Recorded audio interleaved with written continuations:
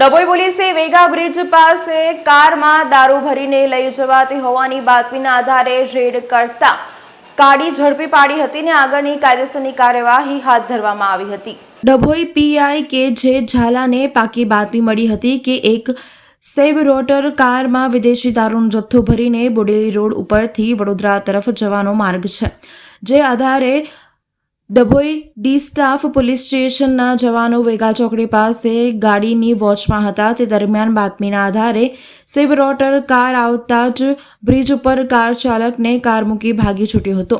Police તપાસ કરતા કારમાં જુદી જુદી બ્રાન્ડની વિદેશી દારૂની બોટલો નંગ 342 કિંમત ₹64,560 અને એક મોબાઈલ ફોન ₹5,000નો તેમજ કાર ₹2 લાખ મળી કુલ ₹2,59,560નો મુદ્દામાલ પોલીસે કબજે કરીને કાયદેસરની કાર્યવાહી હાથ ધરી છે।